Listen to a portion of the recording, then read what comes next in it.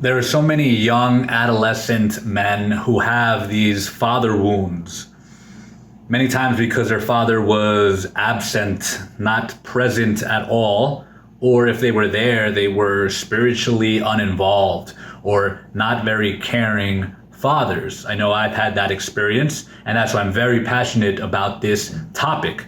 And what we need in order to combat this is spiritual men in the church who are willing to be patriarchal in the beauty of what a patriarch is.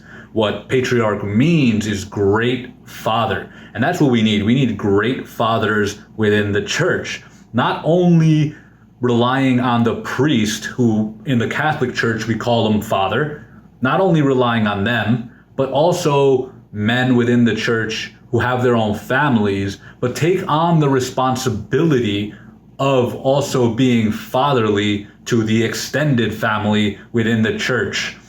Seeking out those young boys who need some guidance, who need some assistance, who need some discipline, who need to learn how to become men and be initiated within the church. Looking for those lost and orphan boys and guiding them so that they don't become isolated, alienated young men who never really become men, right? The puer aeternus, the eternal boy.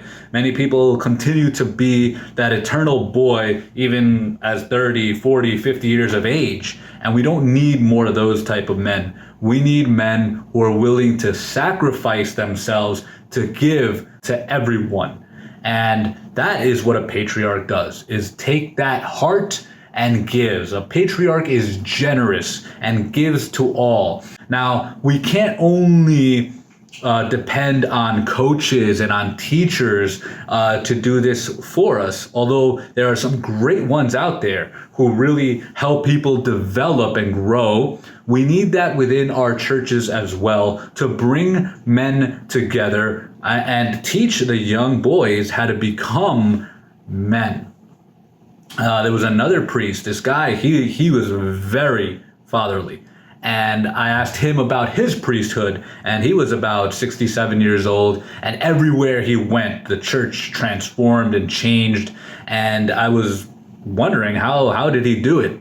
And he was mentioning to me how he has made the decision, which is a very patriarchal trait, of clarity and decisiveness. He made the decision that he was not going to live a natural life, that he was going to live a supernatural life as a Capuchin Franciscan priest.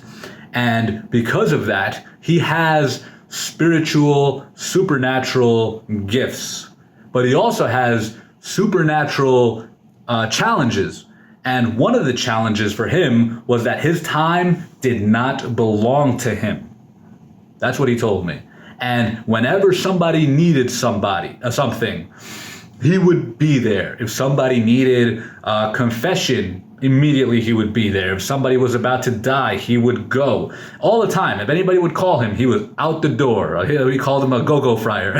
He would just be going here, going there, going everywhere, wherever he was needed, because he had that patriarchal love. And that is not easy. So this call for more fathers in order to take care of these young people who are in need is not an easy call. It takes a lot of responsibility, it takes a lot of self-giving, and it is very much needed. So I'm hoping that more men decide to take on that patriarchal type of love, where you can see all these young kids as your own kin, right? As your own children, as your own kinder. They are my kids. I will help them grow and develop. You can move a mountain, you can break rocks, you can be a master, don't wait for luck.